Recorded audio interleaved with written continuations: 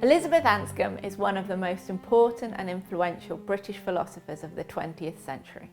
She is best known for her work in the philosophy of action, moral philosophy and metaphysics, but she also wrote influential papers on perception, self-consciousness and promising. Several of her publications are foundational texts in their respective domains. Alongside her philosophical writings, Anscombe produced many talks and essays for Catholic audiences. She had converted to Roman Catholicism against her Anglican parents' wishes in her teens. In these works, she addresses, broadly speaking, the question of how to live in accord with the Catholic faith in an age that, as she saw it, was increasingly hostile to its doctrines and practices. She defends a conservative Catholic position on contraception, homosexuality, marriage, euthanasia, and abortion. Anscombe's writing has been described as like the Italian dessert pan forte, all fruit and nuts and no dough, very chewy and tough, and that's true. So in what follows, I will start with some biographical background before giving a brief overview of some of her most important and influential philosophical ideas, namely her views on moral philosophy and human action. I'll end with two stories from Anscombe's life in which we see her philosophical ideas in action. Elizabeth Anscombe was born on the 18th of March 1919. Her mother, Gertrude Thomas, had studied classics at Aberystwyth University and intended for her daughter to go to university. She taught Anscombe Latin and Greek and gave her Plato to read. In 1937, Anscombe won a scholarship to St Hugh's College, Oxford, to study classics.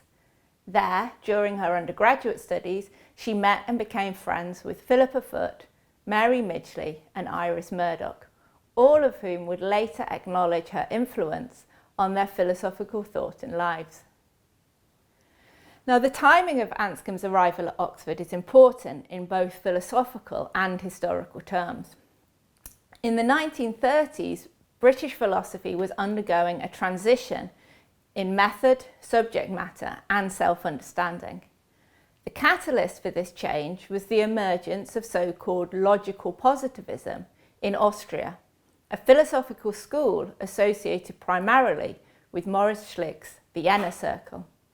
The Vienna Circle, who met regularly between 1924 and 1936, sought to distance philosophy from the metaphysical excesses and propagandism of National Socialism.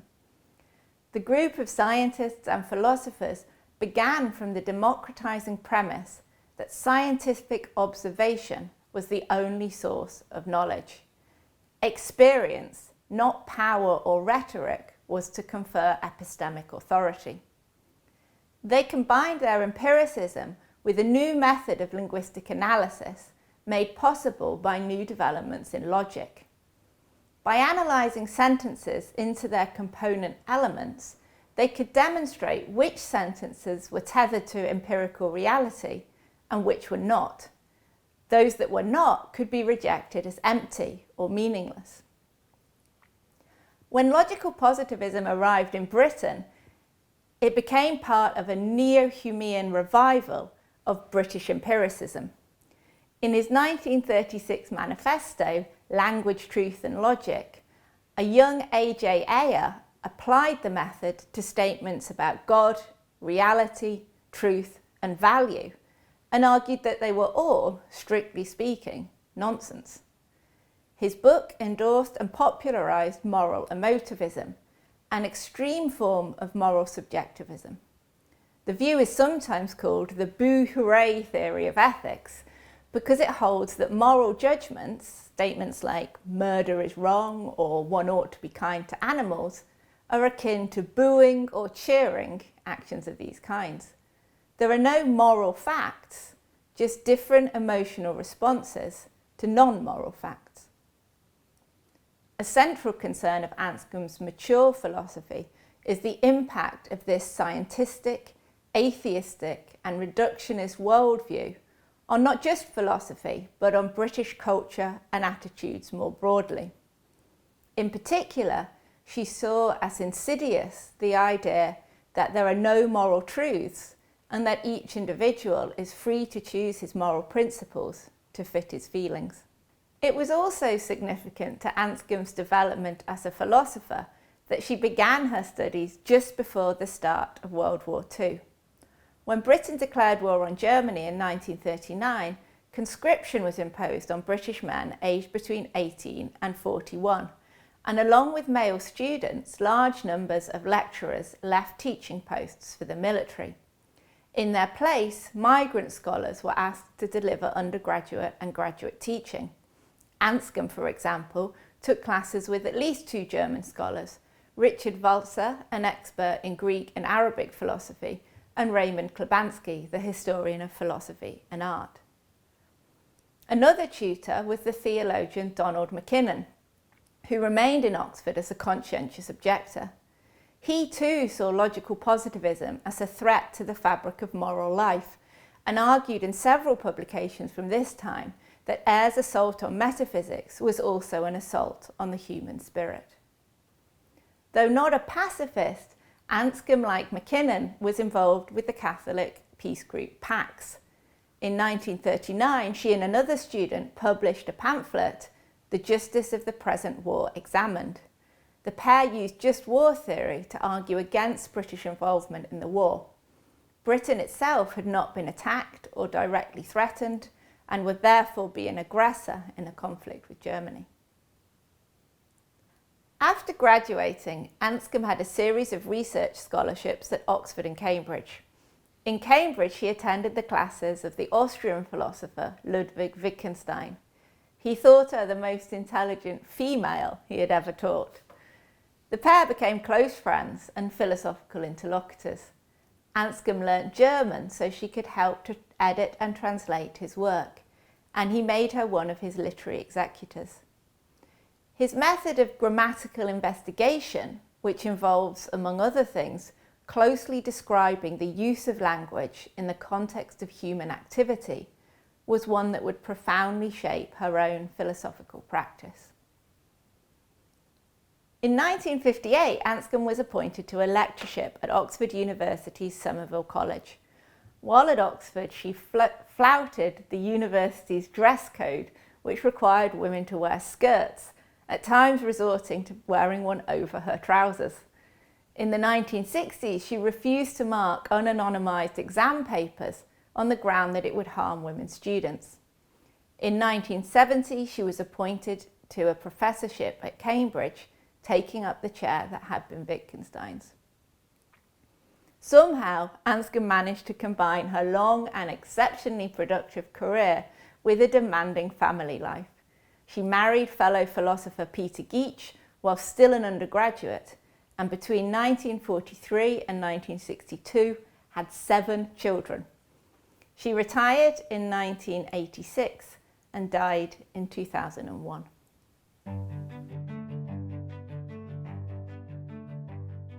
There are 2 central pillars to Anscombe's moral philosophy. First, her commitment to absolutism in opposition to consequentialism. And second, her appeal to some form of Aristotelian naturalism. According to moral absolutism, there are some human actions that, simply in virtue of being the kind of act that they are prohibited, no matter what the consequences. If, for example, murder is an action of that kind, then one may murder neither to bring about great benefit nor to avert great harm, including to avert more murdering. Anscombe herself coined the term consequentialism to refer simply to any moral view that is incompatible with absolutism. For her, a consequentialist is simply someone who thinks that it is not possible to say with certainty in advance of knowing the circumstances whether, for example, an act of murder, torture or rape is prohibited. According to the second, Aristotelian naturalism, the goodness and badness of human acts is to be understood by reference to human nature. Here, Anscombe firmly rejects the moral subjectivism of Ayre and his followers. she also rejects Kantian ethics, which seeks to derive moral principles from reason alone. Rather, Anscombe holds that there are objective facts about what a human animal needs and about whether an individual's life is going well or badly, and that human morality is connected, albeit in complex ways, to these facts. In some of Anscombe's writings, this secular Aristotelian picture is inflected by the Thomist belief that human animals have a spiritual nature, and that a good life for a human is, ultimately, oriented toward God. The extent to which this undermines the application of the label naturalism to Anscombe's moral philosophy is an open question.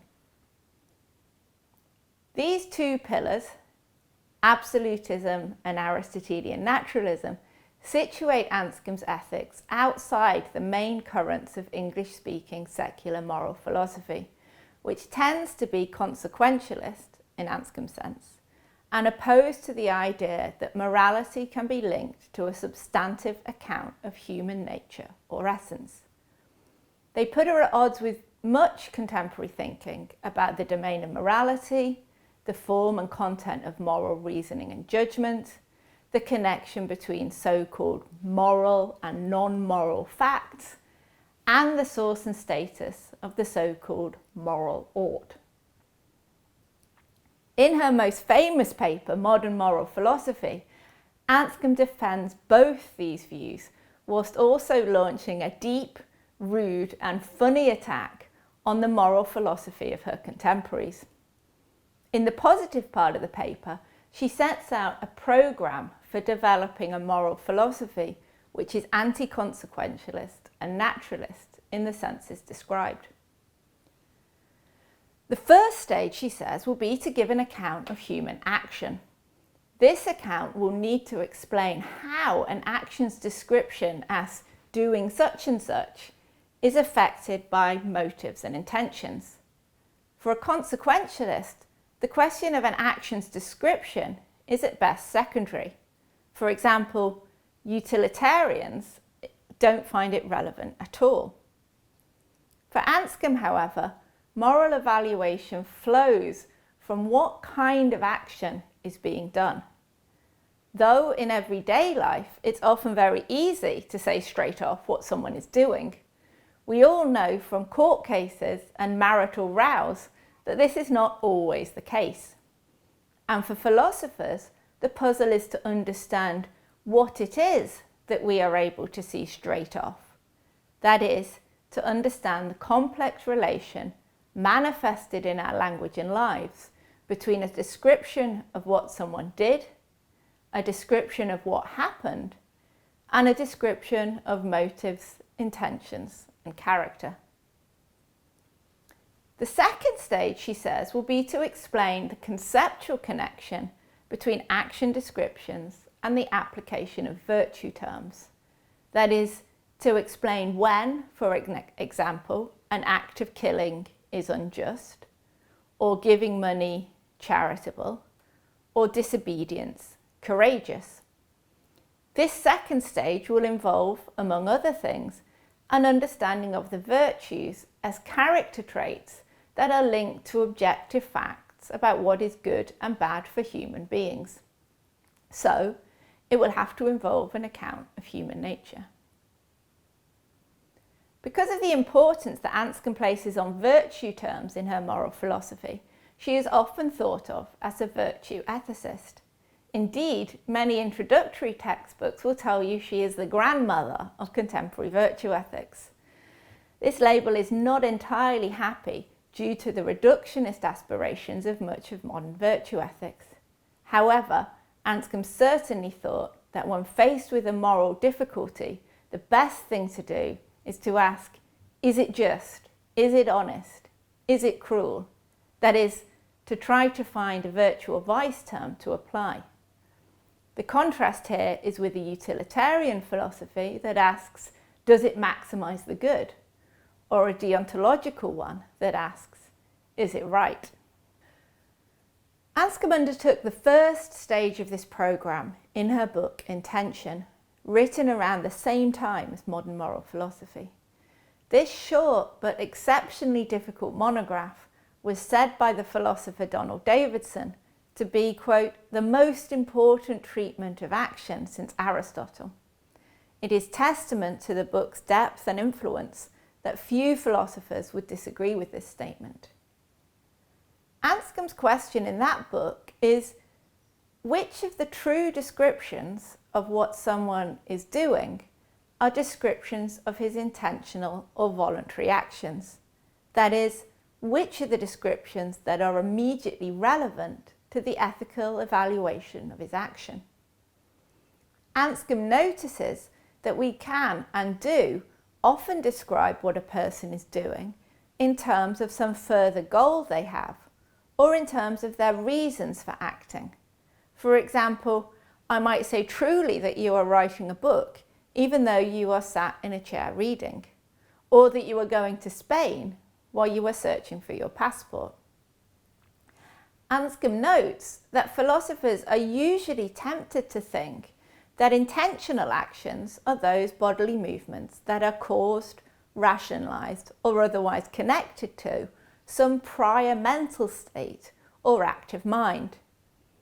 Her book contains an influential, if obscure, argument purporting to show that no psychological state could play that role. But the main interest of her monograph is her contention that the explanatory project on which the search for such a state is founded is mistaken.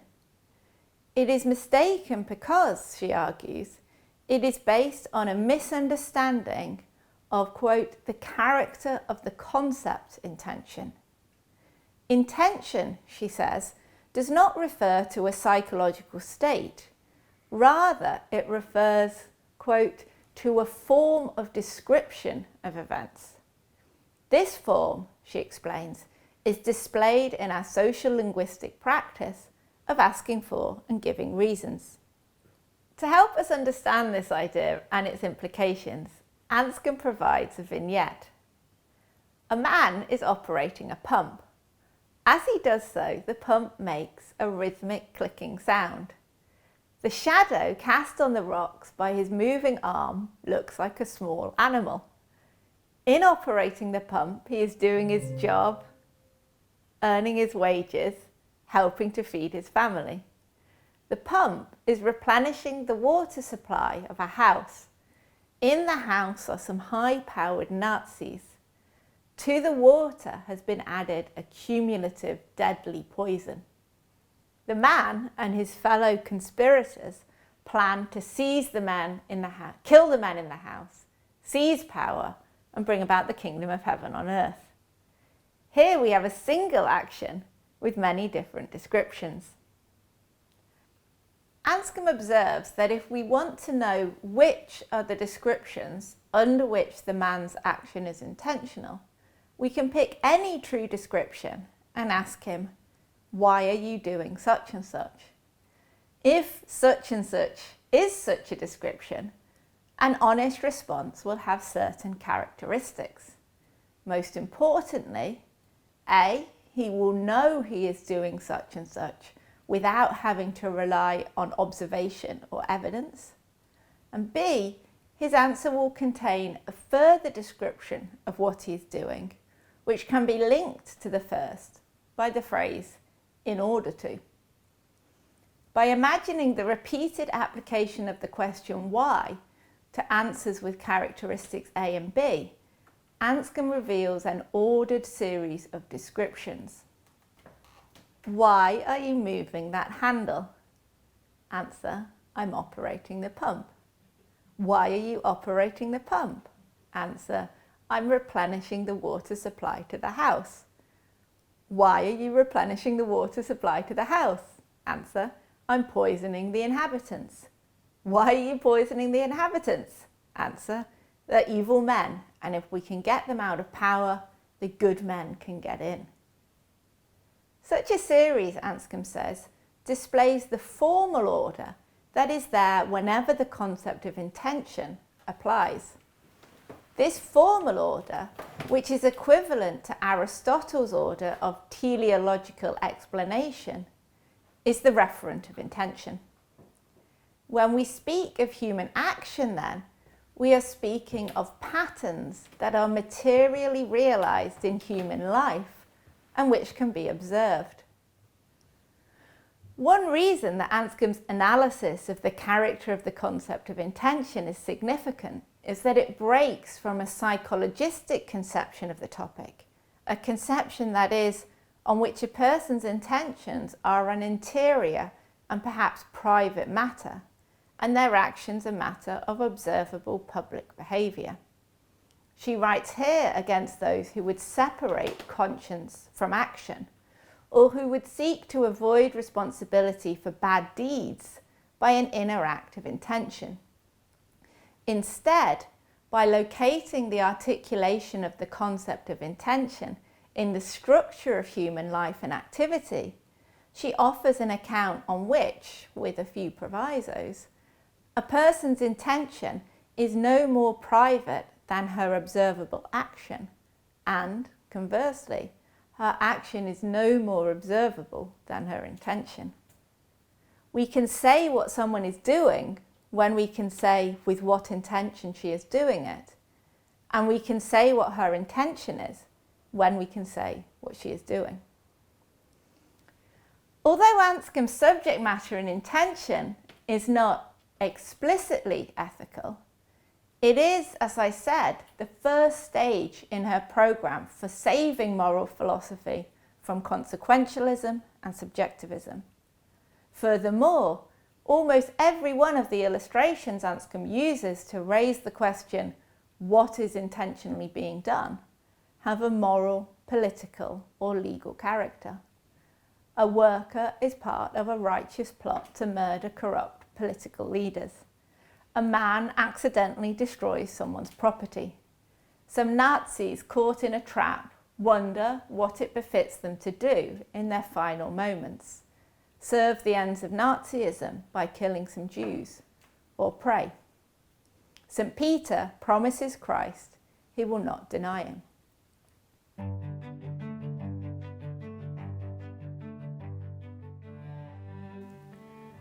Anscombe was not a philosopher whose theories and practice were separate matters.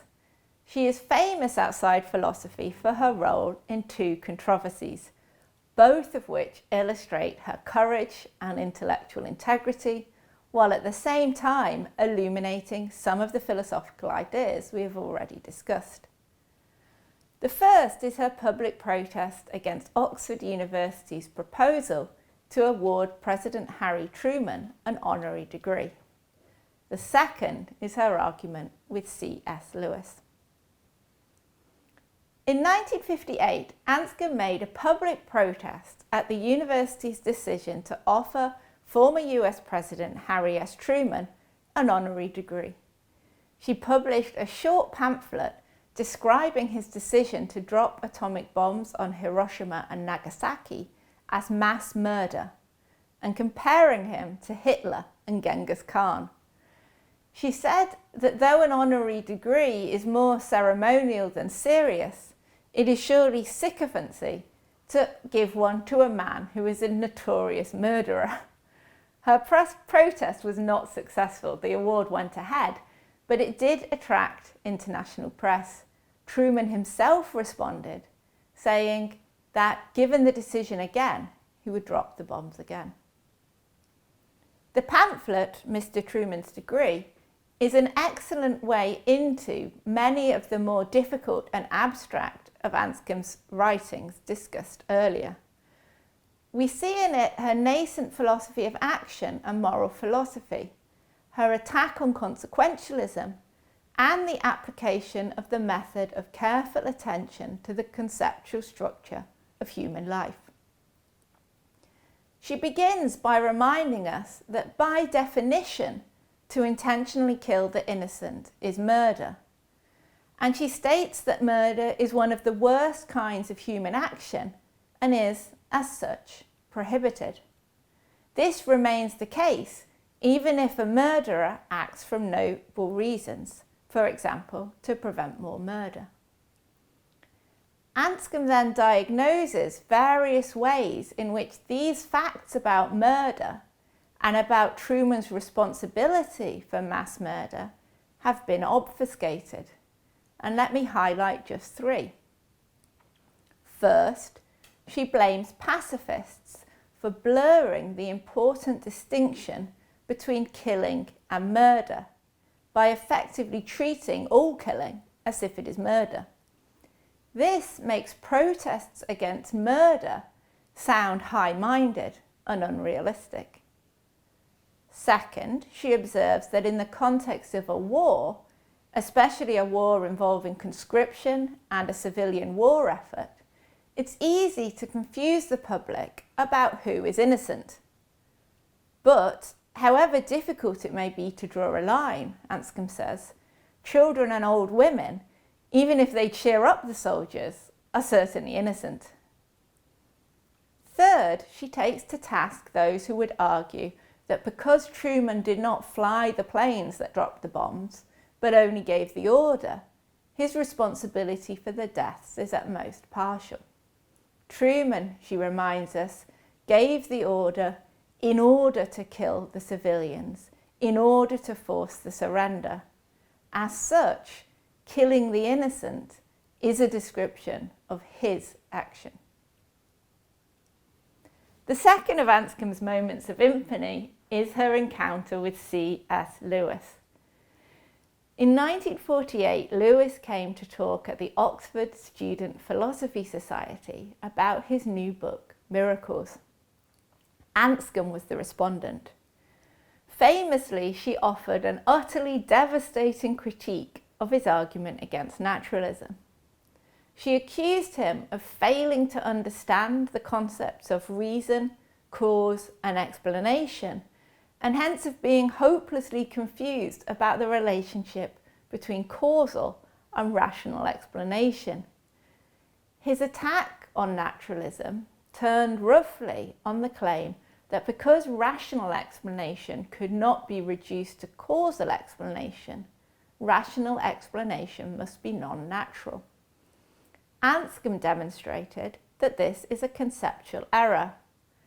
Natural does not mean reducible to causal explanation, as is seen by the fact that nothing is more natural to animals of our kind than to think and reason.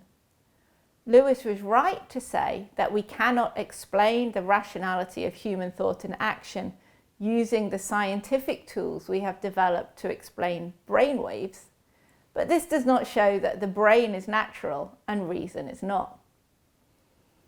There are many different accounts of this meeting, but the popular story is that Lewis was so devastated by Anscombe's attack that he left off philosophy and became a children's author. Anscombe's philosophical works are often treated separately to her writings for Catholic audiences.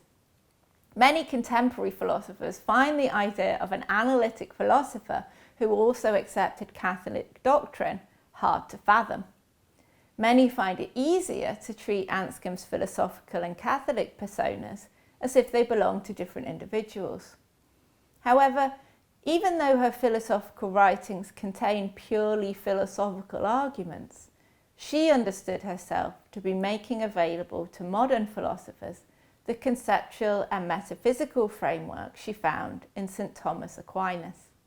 She told her daughter that she didn't mention Aquinas' name in her work because doing so led Catholics to accept what she said uncritically and non-Catholics to reject what she said unthinkingly.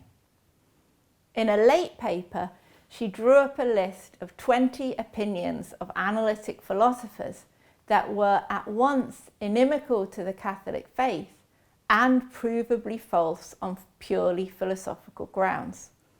The list included the belief that we are selves rather than rational animals, that there is no such thing as human essence, and that ethics is formally independent of the facts of human life.